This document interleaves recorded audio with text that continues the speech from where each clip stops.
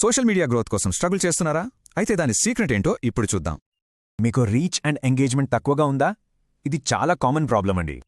కానీ దీనికి సొల్యూషన్ చాలా సింపుల్. అది కన్సిస్టెన్సీ. దాని పవర్ ఏంటో చూద్దాం. అంటే మీ ఆడియన్స్ కోసం ఒక ప్రిడిక్టబుల్ పోస్టింగ్ స్కెడ్యూల్ మెయింటైన్ చేయడం అన్నమాట.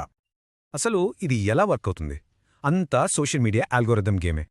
మీరు రెగ్యులర్గా పోస్ట్ చేస్తుంటే ప్లాట్ఫామ్స్ మిమ్మల్ని ఒక యాక్టివ్ అకౌంట్గా చూస్తాయి. అండ్ ఆ ఆల్గరిథమ్స్ లాంటి యాక్టివ్ అకౌంట్స్ని బూస్ట్ చేయడానికి డిజైన్ చేశారు. సో డైరెక్ట్ రిజల్ట్ ఏంటి అంటే మీ పోస్ట్ ఎక్కువ మందికి కనిపిస్తాయి. అంటే డిస్కవరీ పెరుగుతుంది. ఓకే, ఒక రియల్ లైఫ్ ఎగ్జాంపుల్ ద్వారా ఇంకా క్లియర్గా అర్థం చేసుకుందాం. ఈ కాలేజ్ వాళ్ళ మల్టీ ప్లాట్ఫామ్ స్ట్రాటజీ చూడండి. ప్రతి ప్లాట్ఫామ్లో కన్సిస్టెంట్గా ఉన్నారు. వాళ్ళ కన్సిస్టెంట్ స్ట్రాటజీ వాళ్ళ వచ్చిన డైరెక్ట్ రిజల్ట్స్ ఇవి. చాలా క్లియర్గా ఉంది కదా. సో కన్సిస్టెంట్ పోస్టింగ్తోనూ 3 కోర్ బెనిఫిట్స్ పక్కా వస్తాయి. ఇంకా రెగ్యులర్ కంటెంట్తో ఆడియన్స్ ట్రస్ట్ బిల్డ్ అవుతుంది. మీ బ్రాండ్ కూడా మెమరబుల్ అవుతుంది. సరే, మీరు ఈ స్ట్రాటజీని ఎలా ఇంప్లిమెంట్ చేయాలి? Here's the simple plan.